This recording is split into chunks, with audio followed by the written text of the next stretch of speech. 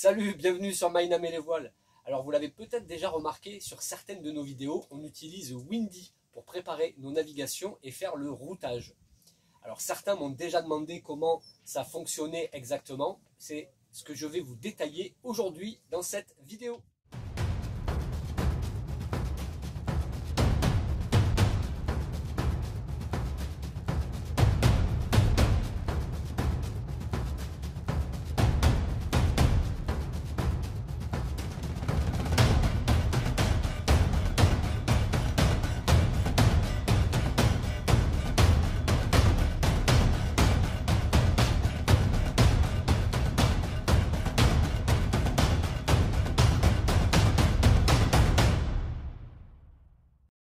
Et voilà, donc on se retrouve avec Windy. Alors Windy, donc là je suis sur PC. Pour le routage, j'utilise toujours sur PC. C'est quand même vachement plus simple.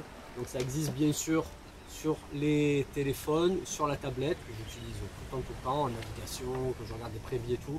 Mais pour le routage, vraiment c'est quand même beaucoup plus simple à faire sur PC. Il y a vraiment tous les réglages, etc. qu'on veut faire. C'est beaucoup plus pratique. Alors pourquoi Windy? Déjà moi j'aime bien, c'est quand même très convivial, c'est facile d'accès, c'est vraiment accessible à tout le monde et on va pouvoir avoir énormément de choses, plein de données, beaucoup de prévis, plein de modèles, enfin c'est vraiment très complet et très facile, très simple d'utilisation. Ça surtout, c'est l'utilisation qui est très simple par rapport à des routeurs spécialisés, SafeGrib, Xigrib, le truc là, QTVLM je crois, un truc comme ça. Donc j'ai déjà regardé ces trucs là, j'ai déjà un petit peu fait de routage avec ces logiciels. Effectivement ça se fait, mais ça a une approche quand même vachement plus proche du professionnel, quoi, de la régate, des trucs vraiment optimisés, etc. Là sur Windy c'est super simple. Voilà, c'est pour ça que j'utilise Windy, pour ce que nous on en fait. Je trouve que ça suffit très largement, en tout cas pour moi. Donc il y a une version gratuite Windy qui est très bien et déjà bien complète. Nous on utilise quand même une version payante. Alors qu'est-ce qu'il y a comme différence? La version payante, ça va être la prévie ici sur 1 heure, toutes les heures, alors que sur la gratuite vous l'aurez toutes les 3 heures. Voilà, donc c'est le plus détaillé. Et ça va être la mise à jour des prévisions qui va se faire 4 fois par jour pour Windy payant et 2 fois seulement pour gratuit. C'est pas énormément de différence. Voilà, ça apporte juste un peu plus de confort. Donc nous on a le Windy payant avec la prévue toutes les heures. Quand on utilise tout le temps, qu'on est tout le temps sur l'eau et qu'on a besoin de savoir exactement les machins, qu'on est vraiment sur la météo, pas du matin au soir mais presque, c'est quand même plus confortable d'avoir l'option payante. Alors par contre ce qu'on peut faire c'est se créer un compte, donc même en utilisation gratuite. Voilà, juste vous créez votre compte. Et votre compte, ça va vous permettre de garder les réglages que vous voulez pour vos cartes, les différentes couleurs. Nous, on l'utilise en mode bateau, donc avec les vitesses de vent en nœud, par exemple, en km/h. Vous avez vos favoris, ici, hop, là-haut, à droite, les favoris. Donc vous pouvez vous mettre vos sites en favoris, vous pouvez mettre des favoris partout sur n'importe quel lieu. Donc vous voyez, hop, Fort-de-France, Istres, on est parti. Sarreguemines, chez ma maman. Vos routes, les routes que vous avez fait, donc les routes qu'on va faire là par exemple, sauvegarder les routes, ça c'est pas mal parce que quand vous allez créer une route, si vous faites un clic à droite, un clic à gauche, clac, la route s'enlève, terminé, vous n'avez plus la route, donc vous sauvegardez votre route et du coup vous l'avez tout le temps. Donc ce qu'on va retrouver dans Windy, ce qui est pas mal, c'est les modèles, les différents modèles. Donc on a le modèle de base, c'est le ECNWF, c'est un modèle européen avec des mailles ni trop petites ni trop grosses, qui a une prévie. Nous franchement j'utilise tout le temps celui-là et il va très bien. Après il y a l'américain qui a des mailles un peu plus larges, le modèle de base, hein, le GFS. Après sinon on retrouve des modèles européens, Icon, des modèles allemands, je crois modèle anglais. Et on a Arom pour ce qui est autour de la France, parce que malheureusement hop, Arom, hop, voilà, si on voit qu'on recule, voilà, il m'a sauté du coup. Tac. On voit qu'à Rome, il quadrille vraiment juste autour de la France, même si on va un peu sur l'Angleterre, sur l'Espagne, un peu sur l'Italie. Parce que les mailles, par contre, de Rome sont beaucoup plus petites, 1,3 km, donc on va normalement avoir une prévie quand même beaucoup plus fiable. On a vraiment une météo très localisée. À Rome, il va pouvoir arriver à faire un petit peu le tri là-dedans. Alors que les modèles européens, américains beaucoup plus larges, bon, ils n'auront pas la différence si tu es à 1 km ou à 5 km à côté.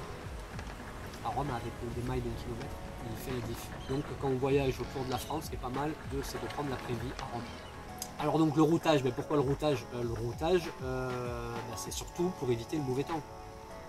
Le mauvais temps, alors si on prend hop, petite feuille là, ça c'est, vous voyez, ça c'est pour la radio, pour un événement de détresse avec les rappels pour le MNSI, l'indicatif, l'immatriculation, et les différentes phrasées selon les cas, etc.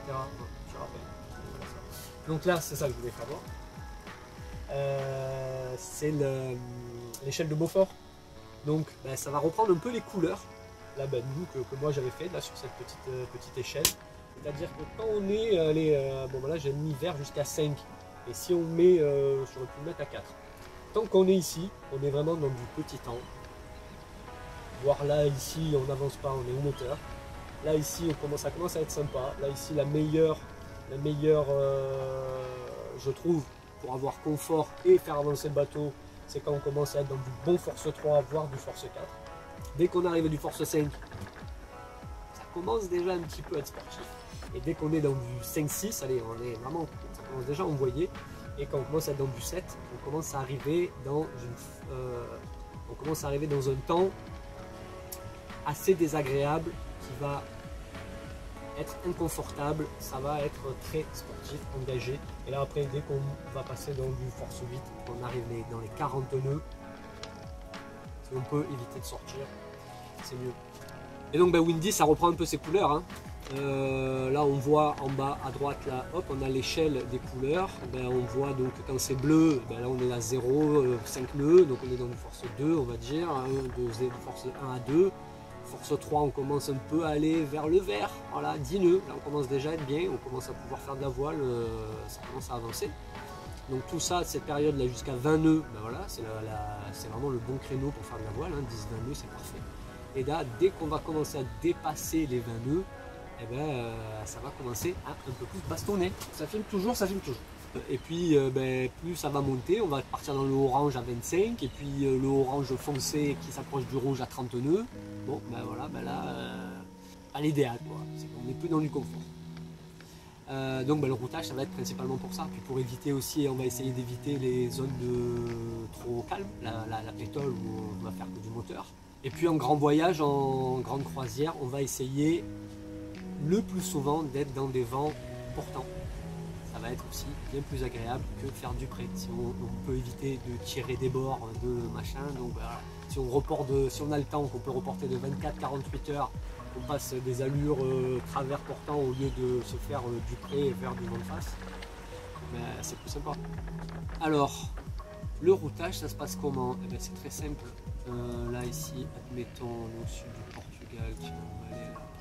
On fait un clic droit ici et on a ici un clic droit, on a distance et planification. Et on va avoir ici un petit point et un petit point. Et si on en met une deuxième Canaries, par hasard, dans le nord des Canaries, là, la Garciosa, là, paf, un deuxième point. Et donc là, ça nous crée une route. Là, qui fait 532 000. Alors nous, ce qui nous intéresse là, en bas, on a élévation, on s'en fiche un peu, voiture randonnée, pas trop, on a aussi VFR là, pour les avions, IFR, airgram aussi, ça c'est marrant de regarder les altitudes, les vents, bref, on s'en fiche. Nous, forcément, ce qui nous intéresse, c'est le mode bateau, et donc là, ce qui va donc être on va dire prépondérante, qui va quand même influer pas mal sur la prévie du routage, c'est là à droite, ici, clac, on peut mettre la vitesse. Vitesse du bateau. Donc forcément, la vitesse du bateau, c'est ce qui va vraiment jouer sur notre routage. Parce que là, vous voyez, j'ai mis, donc on a 532 000, là c'est réglé à 5 nœuds. Donc là, ben, il nous met une arrivée dans 4 jours et 13 heures. Mais si par exemple on faisait que du 4 nœuds, on avait très peu d'air, ben, tout de suite on passe à 5 jours et 17 heures. On passe à 24 heures de plus.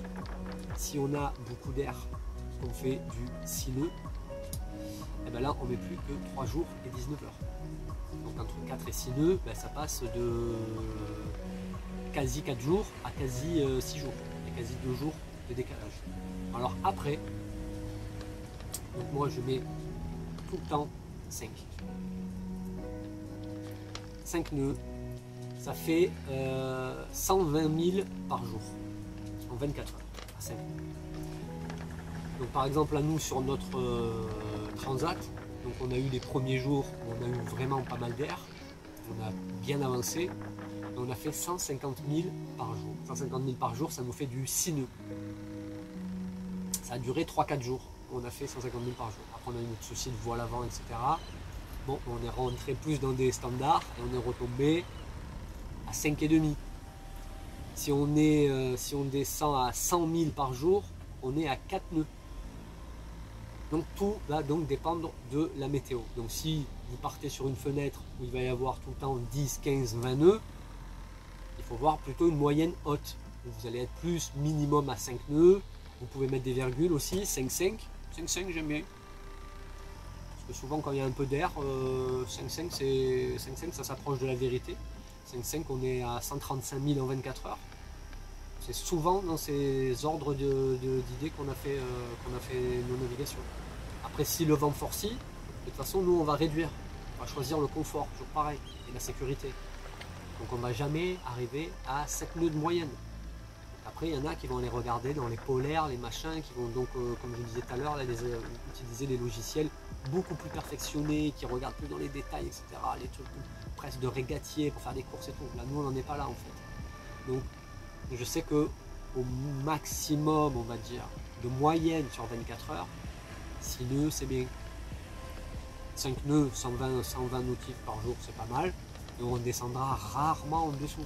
Parce que quand on va commencer à descendre en dessous, oh là, putain, on se traîne, on a encore de la route à faire. Qu'est-ce qu'on fait? On va allumer le moteur. Il n'y a plus d'air, il n'y a plus que 10 nœuds devant, on fait du 4 nœuds. Ça va aller 1 heure, 2 heures, 3 heures. Bon, on met un peu le moteur, on avance un peu, quoi, parce que sinon, voilà. Ça réduit, tu essaies un peu de compenser, quoi. Donc 5 nœuds c'est bien, moi je mets souvent 5,5. 5,5 pour nous en tout cas ça a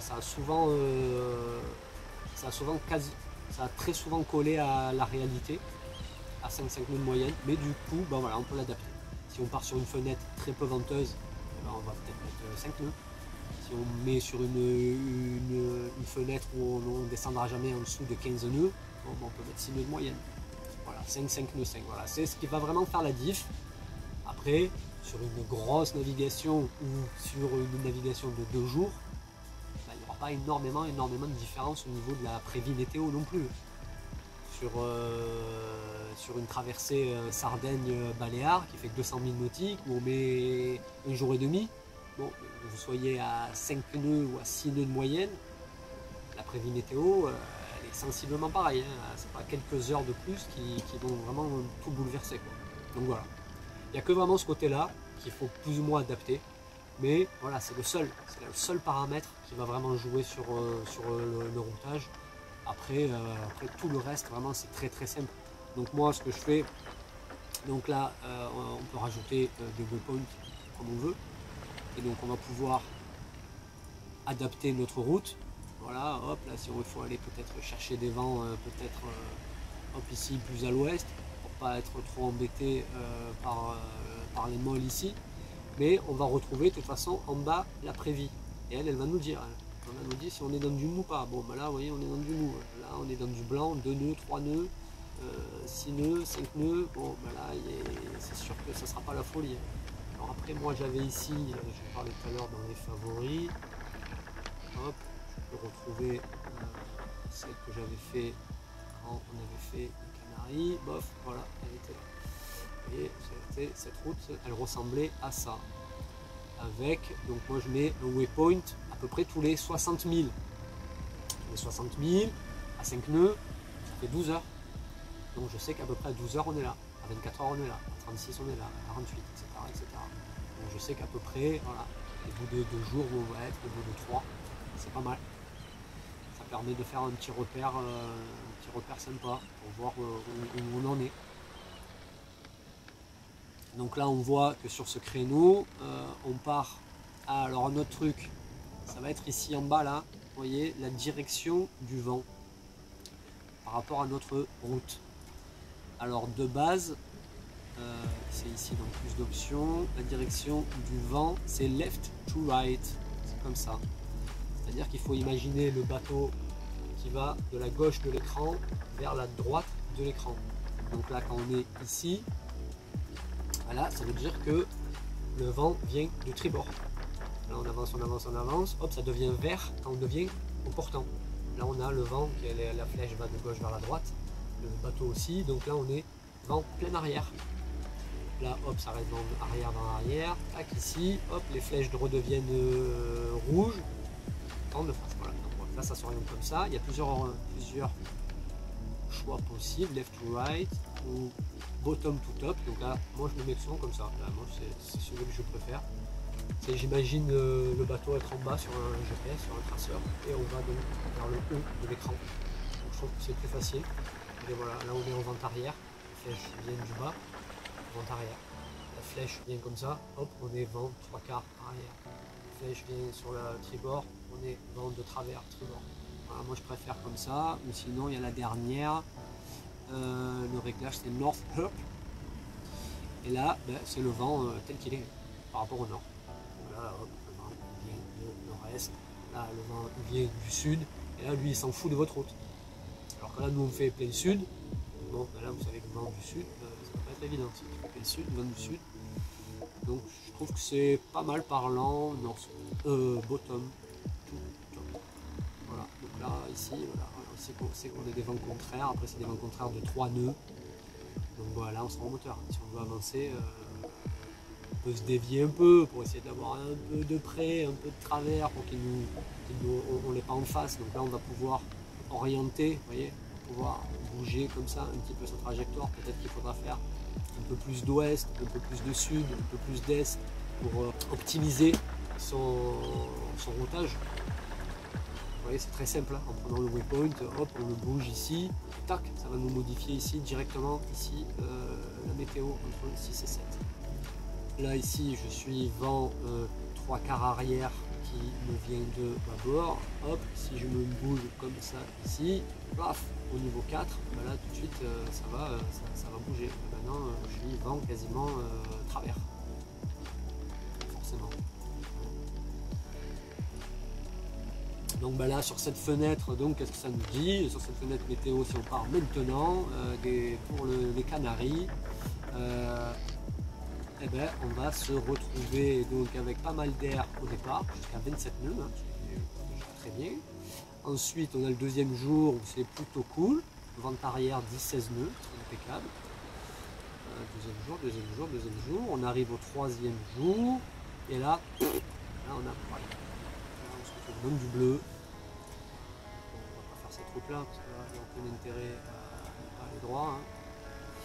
On est dans du bleu, donc on est là, il y a très peu d'air, un peu de travers quand même. On peut s'appuyer, bon là vous voyez ici peut-être là, sur cette période là, les vents reprennent un petit peu là, quatrième jour. Bon ben là ça sera un petit 5 nœuds à mon avis. 5 nœuds voire 4 nœuds 5, vous voyez. Parce que là, de moyenne, c'est pas la folie quoi. Après, si on décale un peu, on dit bon, ben, finalement, on va voir si c'est pas mieux de partir demain.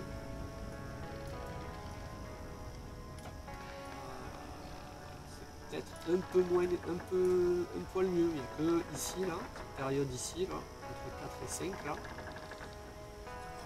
Il y aura une demi-journée où il n'y a pas d'air du tout. Après le reste du temps, il y a de l'air tout le long. Ouais, ça fait pas mal de décaler d'une journée. On retrouve qu'une journée là. Une journée ici, tu sais la nuit en plus. La nuit, vendredi soir, samedi matin, voilà. C'est la nuit de vendredi à samedi. Bon, tu fais de la nuit de vendredi à samedi, tu le fais au moteur. Et après le lendemain, hop, tu retouches de l'air. Pas mal. Après donc tu peux caler comme ça ton créneau que tu décales là-haut sur tes jours. Et tu vois ce qui est le mieux. Alors là, par contre, on se décale sur du gros temps là. Là, on finit, ça commence à monter 30 nœuds là. Si tu décales encore d'une journée, on part de. Là c'est pire. Là c'est pire, là on chope du 40 nœuds, on est où là? On est au départ, on chope du 40 nœuds au départ.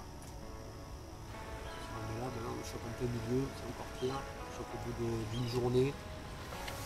Là on chope 45 nœuds, donc vous voyez. Donc est-ce qu'il vaut mieux prévoir la fenêtre avec peut-être une nuit au moteur un peu molle que là au bout de 24 heures choper des vents à 45 nœuds, des rafales estimées à 45 nœuds. C'est encore ça, c'est une moyenne parce que là ça va être pendant 1 heure, 2 heures, 3 heures, 4 heures. Pendant 4 heures là il estime les rafales à 44. C'est une moyenne toujours pareil, 44. 44, peut-être qu'il y aura des rafales à 40 et qu'il y aura des rafales à 50. Et donc il fait un 44 de moyenne de rafales. Que tu auras des rafales à 50 nœuds. Peut-être que la première partir là avec du vent plus tranquille, ça sera bien mieux, bien plus sécure pour tout le monde, bien plus confortable. Je cherche pas, ça sert à rien, d'aller se faire peur, de jouer la sécurité du bateau, de l'équipage. Tranquille. On se prend une petite fenêtre peinard. Tant pis si sur une nuit il n'y a pas d'air. Mieux ça que trop. Donc voilà comment ça se passe le routage. Vous voyez, c'est très simple, très basique. Vous pouvez voir très facilement dans quoi vous allez vous retrouver. Et là, si on change, donc on se met à 4 nœuds, est-ce que ça change radicalement les choses? Ben non, vous voyez, on se retrouve toujours pareil, hein, dans la même pétole ici, et puis ça va forcir sur la fin. Et c'est ça en fait, ça ne change pas radicalement les choses. Et là je passe de 4 à 5 nœuds, je passe un nœud entier de moins. Ça va souvent se jouer à. Nous ça s'est souvent joué entre 4 et demi, entre 4 et 5, vraiment la toute petite, les plus faibles moyennes, et 5 à maxi 6, les moyennes fortes. Bon là c'est sûr que là avec la météo qu'il y a, il y aura pas de. Ça sera pas du 6 nœuds, c'est pas possible. Là, vous êtes sûr que ce ne sera pas du style 5 nœuds, je pense que c'est très bien pour ce nap, voire 4-5, voire 4,5 par exemple.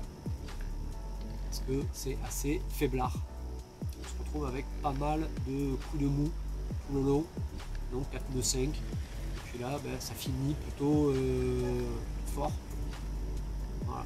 Donc voilà le routage facile avec Windy et qui peut donner un très bon aperçu de sa future navigation, de son projet de navigation. Je vous ai parlé un peu de la houle tout à l'heure, on va la voir aussi là en bas, elle est en bas aussi là. Donc là on voit qu'on a quasiment tout le temps 2 mètres, hein, 2 mètres 20, 2 mètres 30 tout le temps. Et là c'est pareil, hein, c'est pareil que le vent, donc là c'est orienté, je vais vers le haut, donc les vagues sont à l'arrière. C'est mieux qu'à l'avant, ou même sur le côté. Bon, là, les vents sont 3/4 arrière. Ça va nous basculer un petit peu. Bon, c'est un truc qui, dans la navigation, quand on marche vers l'avant, c'est un truc auquel on arrive à s'y faire au moins au bout de 1 ou 2 jours. Quoi. Bon, c'est sur une nappe de 4 jours. Ah, sur la fin, ça augmente. Ah ouais, parce que là, j'ai décalé un petit peu. J'ai décalé d'une journée. Là sur la fin on a 4 mètres de houle. Donc le vent forcit, mais forcément la mer aussi. Voilà, petit routage facile. Après nous ce qu'on faisait, c'est donc un print écran à chaque waypoint. Donc print écran au départ, print écran au bout de 12 heures, au bout de 24 heures, etc. J'avais tous mes print écran dans le téléphone et du coup je savais. Bon, après aujourd'hui il y a Starlink, alors il y en a, ils ont la météo en live, hein, ils changent beaucoup hein, aux Antilles là, et qui ont transaté cette année sont équipés de Starlink. C'est une sécurité en plus, avoir internet à bord, etc. Ça a un coût aussi en plus. Mais effectivement, on a la météo tout le temps, partout. La modernité. Et c'est sûr que ça amène un gros plus. Peut-être qu'un jour, on y passera, on sait pas, on verra. Et on avait le petit Inrich Garmin, si vous n'aviez pas vu la vidéo du tuto du petit Garmin, c'est aussi pratique et ça donne aussi quand même des petites infos pas mal, ça permet d'être en contact avec la Terre pour pas cher, pas trop cher. Ah, et je sais qu'il y a certains GPS où on peut emmener une route, importer une route, donc là, on peut le faire du coup. Donc là, une fois que vous avez vos points, donc là vous les retrouvez ici, donc moi je les rentré manuellement. Vous avez latitude, longitude, donc je rentrais manuellement mes waypoints. Mais sinon, vous pouvez aussi l'exporter ici au format GPX, au format standard pour beaucoup de cartes. Hein. Hop, là ça vous crée un petit fichier voilà, GPX et que vous pouvez rentrer dans certains traceurs, certains GPS et qui vont donc vous retracer la route. Et puis, je crois qu'on aura fait le tour de ce petit Windy facile, pratique. J'aime bien. Voilà, je crois que j'ai tout dit. Bon, j'espère que ça vous a plu, que vous avez appris quelques trucs, que ça pourra vous aider pour vos prochaines naves ou vos futurs projets.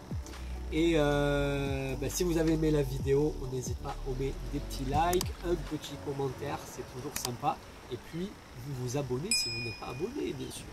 Et on se dit à très bientôt. Ciao, ciao.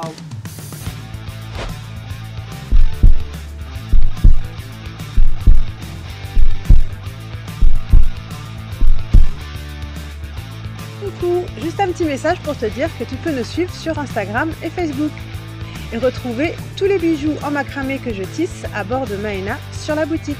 Tous les liens sont dans la description. Et surtout, n'oublie pas de liker, commenter et t'abonner, ça fait toujours plaisir.